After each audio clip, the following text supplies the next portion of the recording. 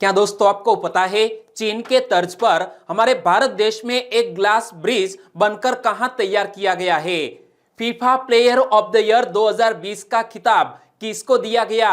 और याद रखो दोस्तों, हमारे भारत देश में पिक्सेल इंडिया नामक एक स्टार्टअप कंपनी है और यह पिक्सेल इंडिया ने किस नाम से एक सैटेलाइट को तैयार किया है? ऐसे ही 15 बड़ी खबरों को कवर करते हुए हमने आज का बोले तो 19 दिसंबर का करंट अफेयर का वीडियो तैयार किया है। यह वीडियो लास्ट तक देखें। लास्ट में मैं आपसे एक क्वेश्चन पूछूंगा जिसका आंसर आपको नीचे कमेंट बॉक्स में देना है। और अभी तक आपने हमारी जीके 2020 चैनल को सब्सक्राइब नहीं किया है तो सब्सक्राइब कीजिए, बाजू में जो बेल आइकन है उसे भी प्रेस कर दीजिए क्योंकि आने वाले हर एक वीडियो की अपडेट आपको मिलती रहे। चलिए स्टार्ट करते हैं पहले क्वेश्चन से। चीन के तर्ज पर पहला ग्लास ब्रिज कहां तैयार हुआ है? दोस्तों इमेज में देख सकते हैं, यहां पर चलने पर भी हमें डरावना महसूस होता है। इसी तरह का एक ग्लास ब्रिज बनकर तैयार किया गया है राजगीर में। यानी कि इस क्वेश्चन का सही आंसर है राजगीर। लेकिन राजगीर किस राज्य में है? बिहार राज्य में। बिहार में राजगीर पर्यटकों के बीच काफी पसंदीदा जगह है। इमेज में आप देख सकते हैं, इसी तरह का ग्लास ब्रिज बनकर तैयार किया गया है राजगीर में। तो राजगीर पर्यटकों के बीच काफी पसंदीदा जगह है। भगवान बुद्ध की विरासत के साथ भारतीय इतिहास को अपने में समेटे हुए ये शहर पूरी राज्य में आकर्षण का केंद्र है। और राजगीर में चीन के तर्ज पर पहला ग्लास ब्रिज बनकर तैयार हुआ है और पूर्वोत्तर भारत में यह पहला ग्लास ब्रिज है जिसे बिहार सरकार के द्वारा पर्यटकों के लिए तैयार किया गया है। और बिहार में बना एक glass sky walk bridge nature adventure को भी बढ़ावा देगा। और दोस्तों याद रखो, जब चीन में यह ग्लास ब्रिज बनाया गया है तो यह एक अद्भुत है। क्यों?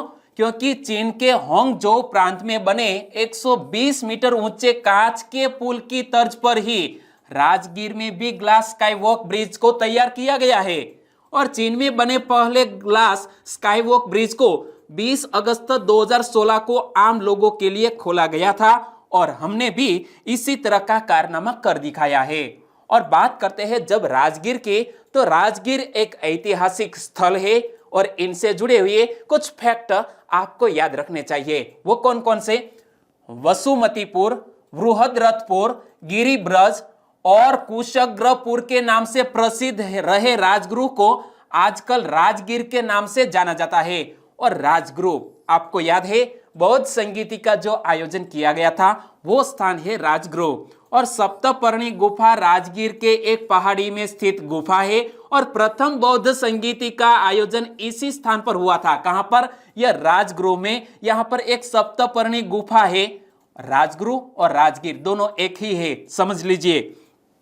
और राजगीर बिहार प्रांत के नालंदा जिले में स्थित एक शहर एवं अधिसूचित क्षेत्र है और यह कभी मगध साम्राज्य की राजधानी हुआ करती थी। कौन? यह राजगीर। और जिससे बाद में मौर्य साम्राज्य का उदय हुआ। तो यह फैक्ट आपको याद रखने चाहिए। और इसी तरह दोस्तों हर क्वेश्चन से जुड़े इंपॉर्टेंट फैक्ट मैं आपके सामने रखता हूं।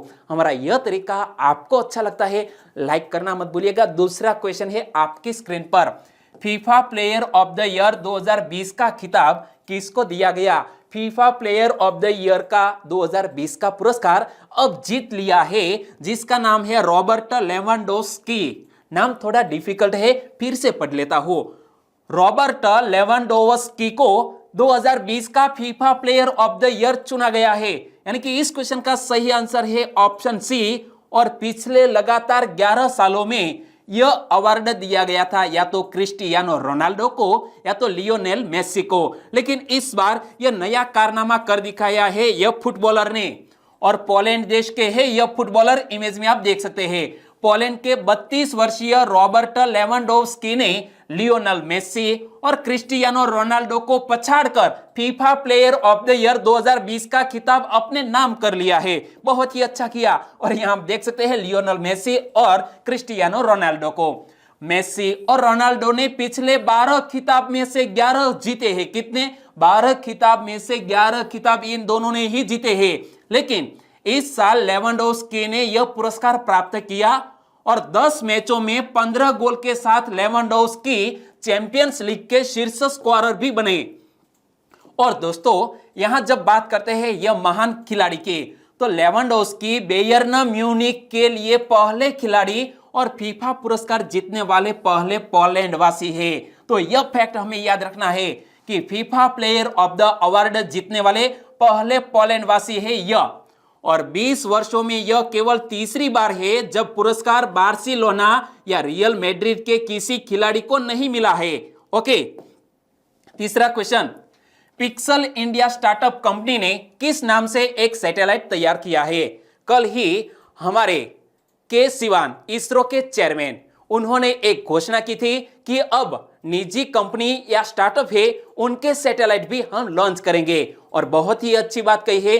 और हमारे भारत देश की एक स्टार्टअप कंपनी है पिक्सल इंडिया, और उन्होंने एक आनंद नाम से सैटेलाइट तैयार किया है जो इसरो लॉन्च करेगा PSLV 51C व्हीकल की मदद से। तो देखो, इसरो का पोलर रॉकेट PSLV-C51 अपने अगले अभियान में एक निजी अर्थ ऑब्जर्वेशन सैटेलाइट, क्या नाम है, आनंद को आसमान में साथ ले जाएगा। यानी कि यह स्टार्टअप कंपनी पिक्सेल, क्या नाम है, पिक्सेल इंडिया, और पिक्सेल इंडिया के CEO कौन है, आवा अहमद। आनंद सैटेलाइट एक स्टार्टअप कंपनी पिक्सल इंडिया ने तैयार की है और यह जल्द ही प्रक्षेपित की जाएगी, और इसके साथ ही अंतरिक्ष की खोज में निजी क्षेत्र का प्रवेश भी शुरू हो जाएगा। लेकिन यह जो polar satellite launch vehicle C51 है वो इनके साथ 2 और सैटेलाइट भी ले जाने वाला है। तो 2 अन्य सैटेलाइट के नाम क्या है, सतीश सेट और यूनिट सेट, उनको भी जल्द ही भेजे जाएंगी। और सतीश सेट को स्पेस किड्स इंडिया ने तैयार किया है, जबकि यूनिट सेट को निर्माण विश्वविद्यालयों के एक समूह ने तैयार किया है। चौथा क्वेश्चन, 3 दिवसीय राष्ट्रीय मिलिट्री लिटरेचर फेस्टिवल 2020 का उद्घाटन किसने किया है? हाल ही में आयोजित 3 दिवसीय राष्ट्रीय मिलिट्री लिटरेचर फेस्टिवल 2020 जिसका उद्घाटन किया है राजनाथ सिंह ने। यानी कि इस क्वेश्चन का सही आंसर है हमारे रक्षा मंत्री राजनाथ सिंह। और यह राष्ट्रीय मिलिट्री लिटरेचर फेस्टिवल 2020, इनसे जुड़े कुछ फैक्ट आपको याद रखने चाहिए। यह देश के रक्षा विशेषज्ञ इसमें हिस्सा लेंगे और यह 18 दिसंबर से 20 दिसंबर यानी कि 3 दिन तक चलेगा। और कोविड-19 की वजह से इस बार इसका आयोजन वर्चुअली तरीके से किया गया है, और विभिन्न राज्यों के सेवारत व पूर्व जवान और अफसरों समेत रक्षा विशेषज्ञ इस फेस्टिवल में भाग लेंगे, लेकिन वर्चुअली तरीके से। और उद्घाटन किया है हमारे रक्षा मंत्री राजनाथ सिंह ने। लेकिन समापन कौन करने वाले हैं वो भी हम जान लेते हैं। रक्षा मंत्री राजनाथ सिंह इस लिटरेचर फेस्टिवल का उद्घाटन किया, और समापन समारोह की अध्यक्षता पंजाब के मुख्यमंत्री कैप्टन अमरिंदर सिंह करेंगे। और ये फेस्टिवल जय जवान जय किसान के नारे के साथ शुरू हुआ, और इस दौरान विभिन्न विषयों पर 13 चर्चाएं भी होगी। 5वां क्वेश्चन, बॉर्डर गावस्कर ट्रॉफी में बतौर कप्तान ऑस्ट्रेलिया के खिलाफ सबसे ज्यादा रन बनाने वाले कप्तान कौन बन गए हैं? जी हां, हमारे विराट कोहली ने एक बहुत ही नया कारनामा कर दिखाया है, नया रिकॉर्ड स्थापित किया है। कौन सा? बॉर्डर गावस्कर ट्रॉफी में बतौर कप्तान ऑस्ट्रेलिया के खिलाफ सबसे ज्यादा रन बनाने वाले कप्तान बन गए हैं विराट कोहली। इमेज में देख सकते हैं, विराट कोहली बॉर्डर गावस्कर ट्रॉफी में बतौर कप्तान ऑस्ट्रेलिया के खिलाफ सबसे ज्यादा रन बनाने वाले कप्तान बन गए हैं। और इस मामले में उन्होंने टीम इंडिया के पूर्व कप्तान MS धोनी का रिकॉर्ड तोड़ दिया है। और विराट कोहली ऑस्ट्रेलिया के खिलाफ सबसे अधिक टेस्ट रन बनाने वाले भी भारतीय कप्तान बन गए हैं। तो यह नया रिकॉर्ड भी आपको याद रखना है। ऑस्ट्रेलिया के खिलाफ सबसे अधिक टेस्ट रन बनाने वाले भारतीय कप्तान कौन? विराट कोहली। और कोहली के बतौर कप्तान 851 रन हो गए हैं। लेकिन यह पहले रिकॉर्ड किसके नाम पर था? तो यहां आप देख सकते हैं, नवाब पटौदी के नाम पर था। कोहली ने नवाब पटौदी के 51 साल पुराने रिकॉर्ड को तोड़ दिया है। और पटौदी ने ऑस्ट्रेलिया के खिलाफ 10 टेस्ट मैचों में कप्तान के रूप में 829 रन बनाए थे, और उनका ये रिकॉर्ड 51 सालों तक रहा और तोड़ दिया है विराट कोहली ने। और जब बात करते हैं कुछ महत्वपूर्ण रन्स की, ऑस्ट्रेलिया के खिलाफ सबसे अधिक टेस्ट रन बनाने वाले कप्तान हमारे भारत देश के कौन कौन से हैं? तो विराट कोहली ऑस्ट्रेलिया के खिलाफ एक कप्तान के तौर पर 830 रन बनाए, नवाब पटौडी ने 829 रन बनाए, MS धोनी ने 813 रन बनाए हैं, सुनील गावस्कर ने 543 और मोहम्मद अजरुद्दीन ने 503 रन ऑस्ट्रेलिया के खिलाफ बतौर कप्तान के रूप में बनाए हैं। लेकिन सबसे टॉप पर कौन है? विराट कोहली। छठा क्वेश्चन, निम्न में से कौन सा ग्रैंड स्लैम साल का पहला ग्रैंड स्लैम है? जी हां, यह 2021 में खेले जाने वाले ग्रैंड स्लैम की हाल ही में घोषणा की गई है और हमारा यह जो कैलेंडर ईयर होता है उनमें सबसे पहले खेला जाता है ऑस्ट्रेलियन ओपन। ऑस्ट्रेलियन ओपन के बाद मई जून में खेला जाता है फ्रेंच ओपन और मई जून में फ्रेंच ओपन खेले जाने के बाद एक महीने के बाद खेला जाता है विंबलडन और इस 2021 के एंड में खेला जाएगा US ओपन। इसी तर्ज पर जो 4 ग्रैंड स्लैम है जो इसी क्रम में खेले जाते हैं। क्लियर?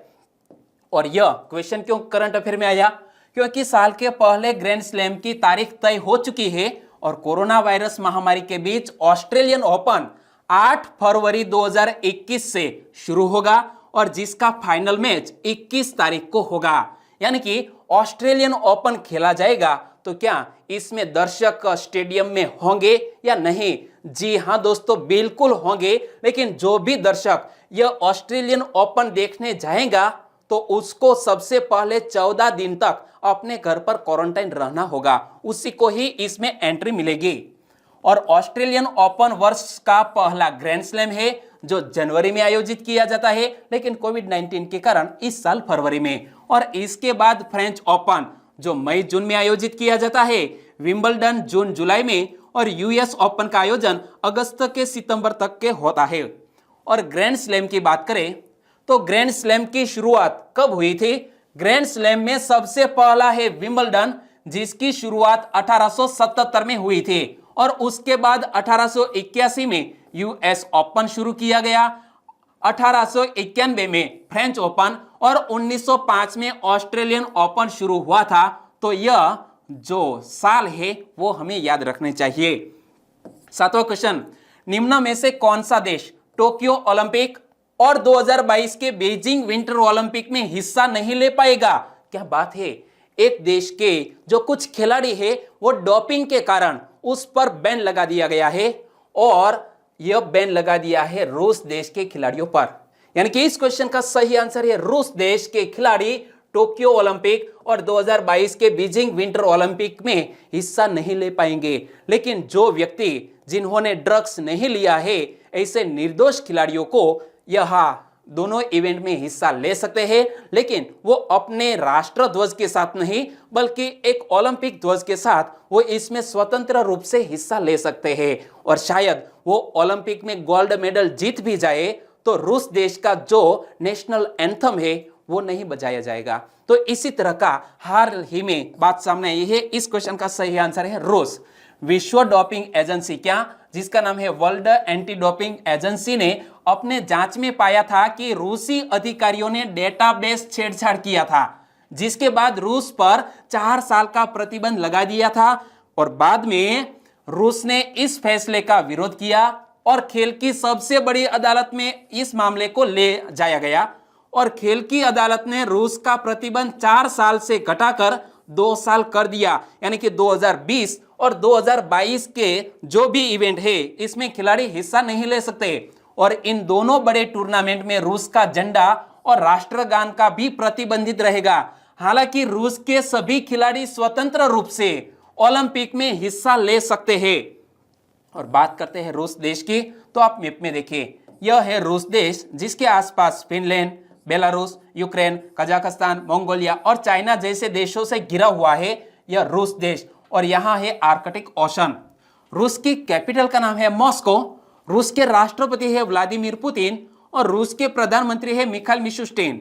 रूस की करेंसी का नाम है रूसी रूबल और रूस की संसद का नाम है ड्यूमा। यह फैक्ट मैंने आपको कई बार बताए, आपको याद है तो वेल एंड गुड। चलिए 8वां क्वेश्चन, हाल ही में भारत और किस देश के बीच 35वां कॉर्पोरेट कार्यक्रम आयोजित किया गया? भारत और इंडोनेशिया के बीच हाल ही में यह 35वां कॉर्पोरेट कार्यक्रम आयोजित किया गया। यानी कि इस क्वेश्चन का सही आंसर है इंडोनेशिया। भारत और इंडोनेशिया की नौसेनाओं ने बृहस्पतिवार को अपनी अंतरराष्ट्रीय समुद्री सीमा रेखा के पास 2 दिवसीय समन्वित गश्त यानी कि कॉर्पेट शुरू की। और भारत इंडोनेशिया का यह 35वां कॉर्पेट कार्यक्रम 18 दिसंबर तक चला, यानी कि कल ही यह संपन्न हुआ। और दोनों देशों की नौसेनाएं वर्ष 2002 से इस तरह की गश्त कर रही है ताकि क्षेत्र में नौवहन और अंतरराष्ट्रीय व्यापार सुनिश्चित माहौल में हो सके। और जब आयोजित किया गया है इंडोनेशिया के साथ, तो इंडोनेशिया से जुड़ा हुआ एक क्वेश्चन आपको हमेशा के लिए याद रखना होगा।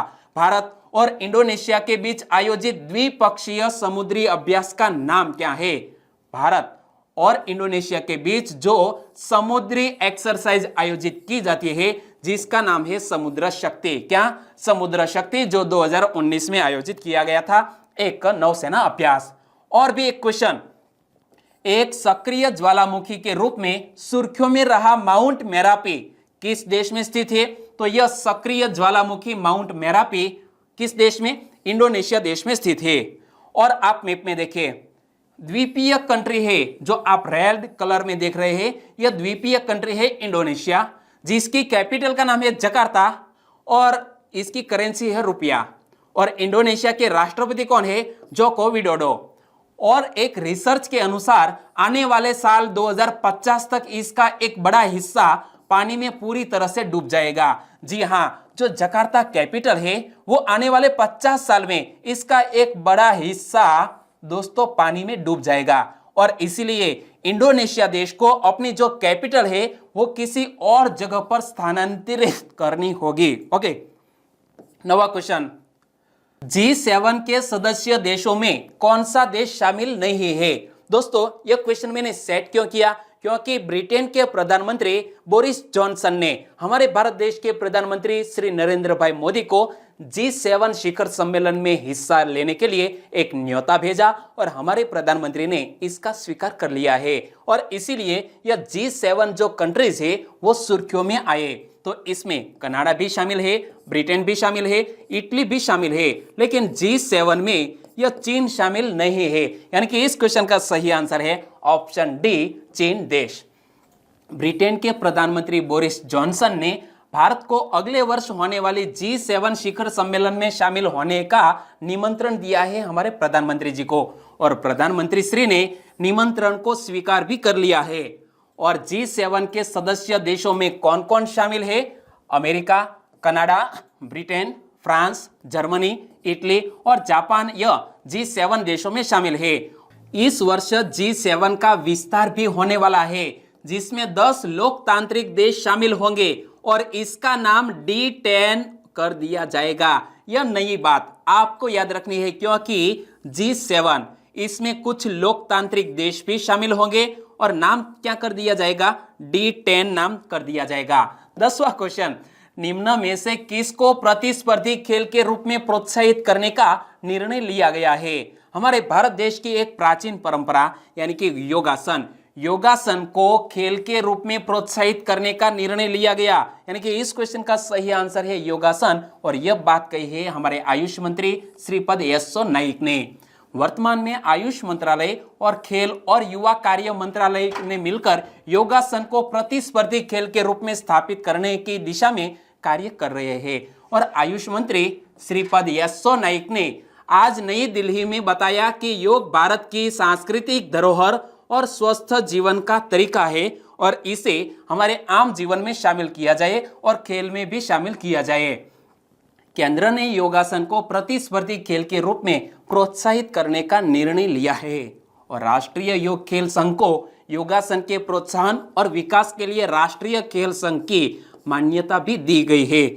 बहुत ही अच्छा कदम। और जब योग की बात आती है, योगासन की बात आती है, तो प्रति वर्ष इंटरनेशनल योगा डे कब मनाया जाता है? आपको याद है तो नीचे कमेंट बॉक्स में लिखना मत भूलिएगा। 11वां क्वेश्चन, हाल ही में मंत्रिमंडल ने किसके लिए 3,500 करोड़ रुपए की सहायता को मंजूरी दी है?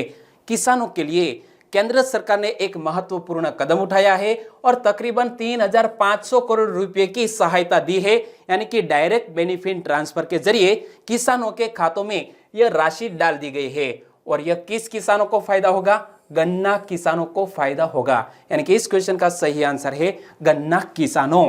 मंत्रिमंडल ने गन्ना किसानों के सब्सिडी का पैसा उनके खातों में जमा कर किसानों की मदद करने का फैसला किया है और इस योजना के तहत 60 लाख टन चीनी निर्यात पर 6,000 रुपये प्रति टन की दर से सब्सिडी दी जाएगी और इसका लाभ 5 करोड़ किसानों को और 5 लाख श्रमिकों को होगा। और जब बात करते हैं गन्ने की, तो कौन सा राज्य देश में सबसे बड़ा गन्ना उत्पादक राज्य है?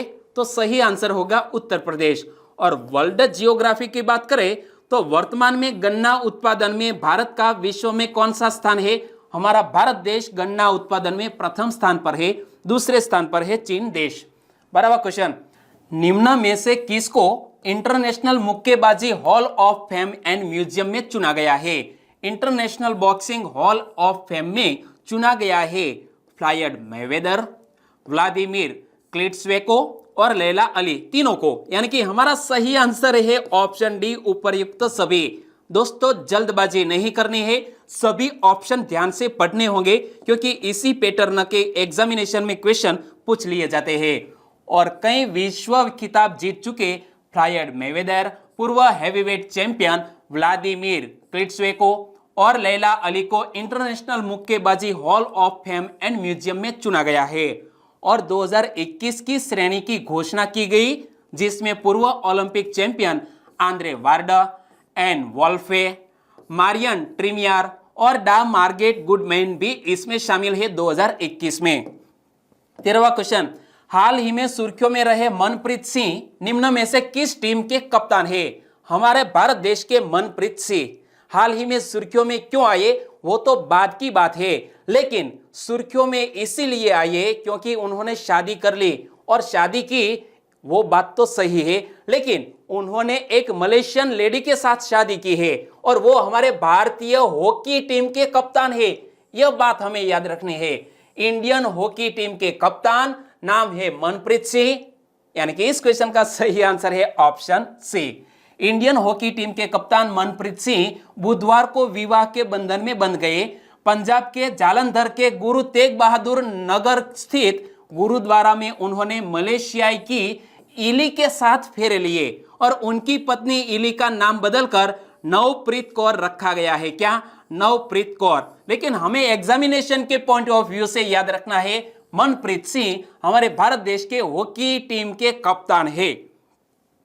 14वां क्वेश्चन, 18 दिसंबर को कौन सा दिवस मनाया गया? कल ही दोस्तों 18 दिसंबर को अंतरराष्ट्रीय प्रवासी दिवस मनाया गया।